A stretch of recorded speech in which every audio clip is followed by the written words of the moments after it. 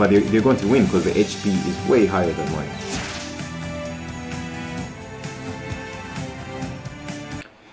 Hello everybody, welcome back to my MOBIX channel, and it's a Friday. So what does that mean? Play to earn Friday, guys, because it's very important. It's very important to explore all different spheres of the cryptocurrency. So I have this one particular day where I expose to you some of these play to earn concepts within the cryptocurrency space, because you don't want to be left out. You don't want to like watch on the side. You're like I don't want to get into this whole thing. You have to be dynamic. You have to be willing to change all the time, and that is the purpose of these Fridays. Plus, not to mention the fact that, hey, who doesn't like watching some graphics and games and all that stuff move around? So today, the last time I did a Play to Earn Friday, I introduced to you a place called Wonder Zone in Decentraland. Literally, the way I do these videos, I bring to you platforms that you can easily onboard to without any stringent requirements like a ton of money, or you need to have land, or you need to have this already, you need to have these very expensive NFTs. These are a play to earn sort of experiences that I bring to you that you can experience at either low budget or no budget at all. So Wonder Zone was one of them the last time I did a video. Today I'm going to talk about a platform called Ethermon, and I bring only high quality types of products. So guys, if you're interested in this kind of content plus other content, like we look at trends, we look at different money flowing through the cryptocurrency space, the trends happening in the cryptocurrency space, layer 1 solutions, what are the dominating layer 2 solutions, who's dominating in the scalability, security, infrastructure in the crypto space, who's dealing in analytics, who's the leading DeFi platform, who has the most activity, what are the biggest coins or NFTs or ecosystems developing, where is the sentiment in this crypto space. So we look at all these things that we can place everything together and know where we want to be. So guys, if you're into that kind of stuff, then don't forget to hit that like and subscribe button, because it really helps out on this channel, and it helps me out as well to keep producing this content. So without further ado, let us move on in today's video. But guys, before I continue, there's one thing that was really interesting to me. Let us stray away from the play to earn for 1 minute, just 1 minute. Guys, check this out. Binance, led by the world's richest crypto billionaire, of course I guess they're just being dramatic here, because normally that's how they write about the guy or the platform or whatever, is taking a $200 million stake in Forbes. Guys, Binance, the world's cryptocurrency exchange, is making $200 million strategic investment in Forbes. The funds will help, so I'm going to just read the summary. The funds will help Forbes execute on its plan to merge with a publicly traded special purpose acquisition company. So those that have heard of SPACs, they were fronted by some billionaire investor in the United States, some guy of Indian origin, Palihapitiya, something like that, Palihapitiya. So in the first quarter, according to the people with knowledge of the deal. So third point, Binance will replace half of the $400 million in commitments from institutional investors announced earlier, making it one of the top 2 biggest owners of Forbes after its listing, the people said. So guys, this is so significant. Of course, Forbes, the magazine, has been looking out for so many investors. They could have easily said no, but this strategic investment, man, Binance is really impressive, has given them 2 seats on the board of the Forbes listing. So those that know, Forbes, of course, does high quality writing. How this is going to evolve, who knows? That's why we say in the crypto space, you never know what's going to happen.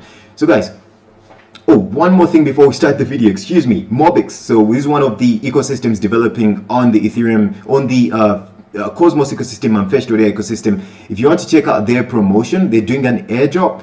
And I think you just have to download their application and then do a bunch of activities. I think they're going to put me through anyway, you can enter here just downloading the applications and I guess using the application, which is going to be really good for your own exercise and all that kind of stuff.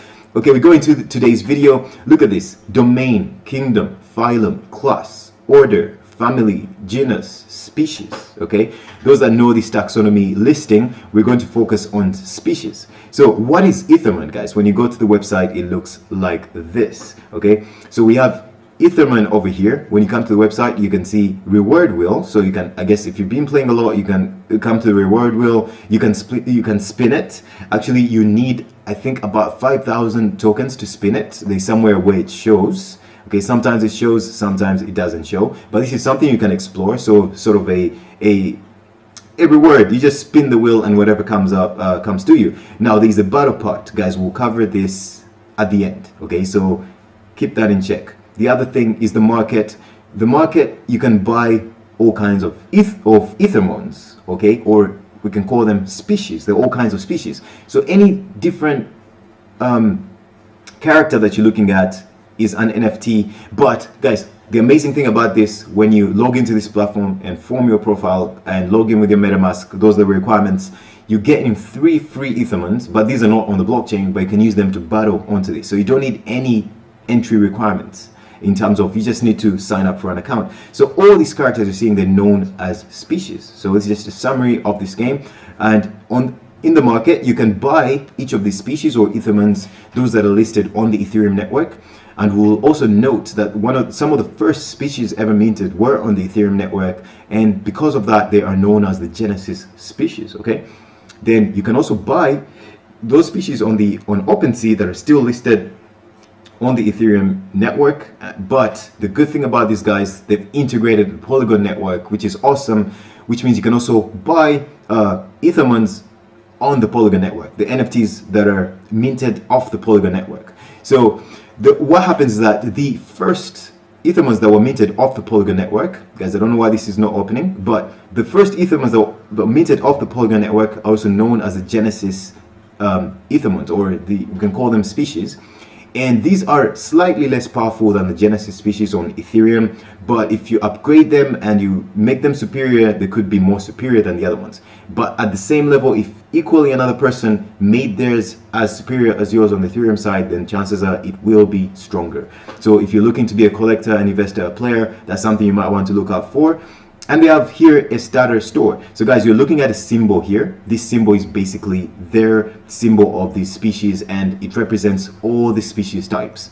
And when you click on it, you can see other species types. So if an Ethermon is created, you can have different species. We can have insects, dragon, mystic, fire, phantom, earth, neutral, telepath, iron, and these are kind of their characteristics as well, as we shall see. So these are all types, and each species has different types under them. For example, a species can have lightning and mystic.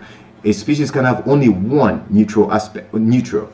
A species can have water and dragon. So these kind of give it an advantage, but there's equally other elements that can neutralize this. So basically, if you face an opponent that has these characteristics that will neutralize yours, then it neutralizes them. Then at that point, you play at equal playing field. So the way they did this is that it shouldn't give you a huge advantage over any other, because there's only other two sort of powers that you can really give you an advantage with your Ethermon if maybe the other player doesn't have the one that neutralizes it. So only then you get that advantage, but it shouldn't give you the advantage of having a stronger Ethermon in and of itself. So just a quick review, guys. If you go to the website itself, you find that they have massive real estate in Decentraland, and they have also other places within Decentraland where different people have deployed their Ethermon, so you can go take a look at them.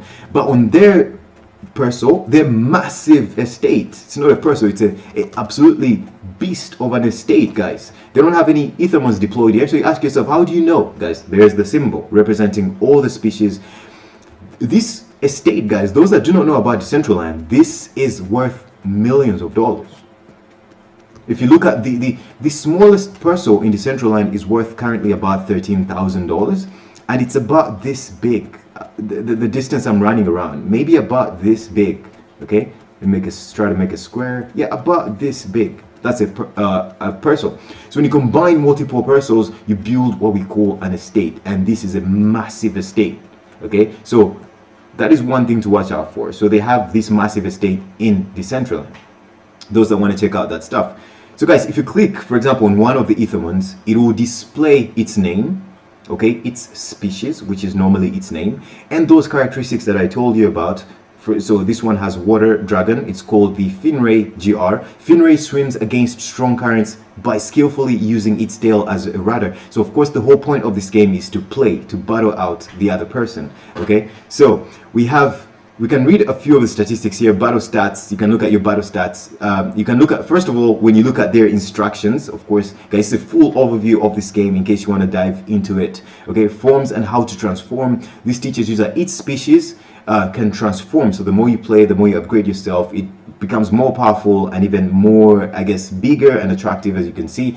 And how to transform. The best way to transform is reach a specific level threshold unique to each Ethermon, which can be found in each mon page of the gallery. So if you go back to the gallery, like what we saw, you can see HP representing a certain power, and also you can upgrade your mon by, if you have these ancestors there and in your wallet, in your Web3 wallet, this can also, it will upgrade the strength of your Ethermon. So there's different aspects for also constant playing as well. So when your mon is ready, all three of their ancestors must be present. In order for it to harness enough power to transform, only a rare few species of the first generation of mons can draw from their own power to transform without any species. Guys, if you want more details, read more about this. You can also look at the advantages. These advantages, those are the little things that I was talking about. They're known as advantages. We have a leaf, insect, rocks. They don't give any special advantage, but it draws power from 2 of the 17 element type, which have evolved in relationship to each other. So you can see earth, lightning, water, combat, toxin, neutral, dragon, and so on. And these can neutralize themselves. The type advantage, a type advantage increases all the advantage mons offensive, PASA, and defensive stats. Okay, so by 30%, you can preview the impact of your type advantage in the match when you first select the opposing team. So we shall go into so you can look at the battle stats as well. So battle power, those are the things you're seeing here, the HP, PA, PD, SA, the things we just looked at. Primary attack, secondary attack, primary defense, secondary defense, speed. For example, you can know that speed determines which mon attacks first in the battle when the mon with higher speed. Therefore, the mon with the higher speed attacks first. You can read about things like Gasons. So each of the 17 Gason species draws their defensive power from the single element of power, so only from one element of power, although they belong to the first generation of mons, so only one of them. So you have to look at these different characteristics before you participate. Ancestors, those are the ones we talked about. Ethermon universe is home to a diversity of mon classes, with each new species forged by an alliance between 3 mons, so who thereby become the ancestors. Just like you saw, this mon, it has 3 ancestors, and if you have all these 3 ancestors, then you can increase the superiority of your mon. So in contrast, a Gasson, ancestors are often, I don't know guys how to pronounce that, Gassons, I'm not too sure. I'll just pronounce it as Gassons. So ancestors are often powerful mons who often risk their own survival and sometimes the survival of their own species. So guys, I guess it's important to have an ancestor, because they're gonna like sacrifice for the survival of your mon. They talk about generations as well. There are now 7 living generations of mon who can all trace their origins back to the first generation of ancestors, generation to generation 0. So back to the first generation of ancestors to generation 0. So descending generations can draw from the ancestral. So basically, if you can buy a mon, actually check this one's actually sold out.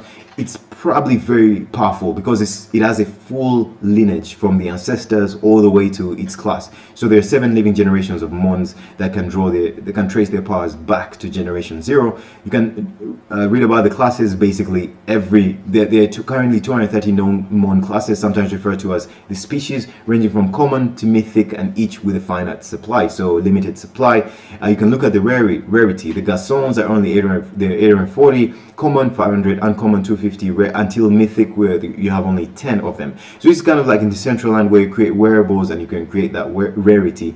So Genesis mons, prismatic mons, Genesis reborn mons. This is why they talk about those mons from the Ethereum network that are called Genesis mons, the prismatic mons that are generated on the Polygon network. So the Genesis reborn mons, so they created some of the new Genesis mons. But ultimately, so basically, if you're a collector, you want to look out for those advantages. So I think at this point we can go straight away to see how the game plays.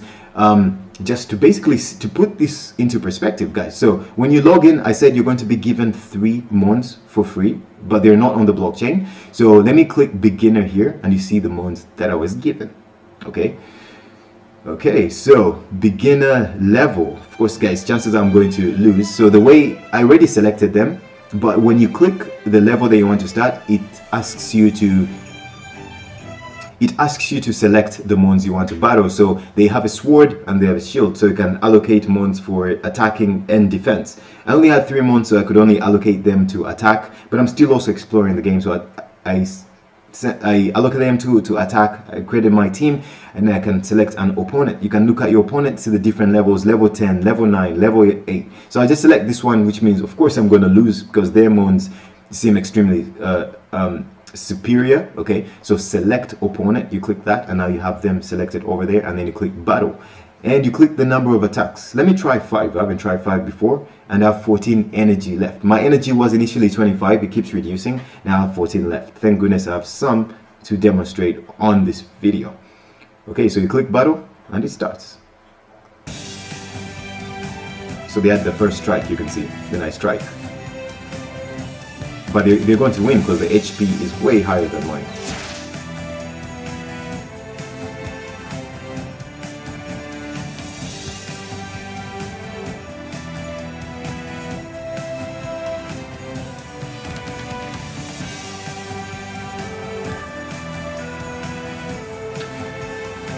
There you go. And then the game, okay, no, apologies guys. So there are 3 players. Okay, so the first one tried but lost. The second one was taken out in 1 move or 2 moves. So the third one is also going to lose.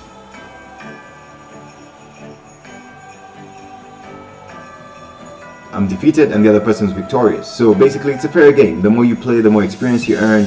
You can also buy some of the powerful mons out there. So it's a simple play to earn game, but you never know how these things can evolve. Guys, you can also check out this link where they talk about the mon species. So you can actually look at look at the different mon species. So guys, before, you can also come here and check out the different mon species. You can check out their more details about them. You can click at the elements, all types. You can choose all types here and explore, or you can choose different characteristics. There's different species. You can look at different characteristics they have and what is up with what's going on with what you're trying to build.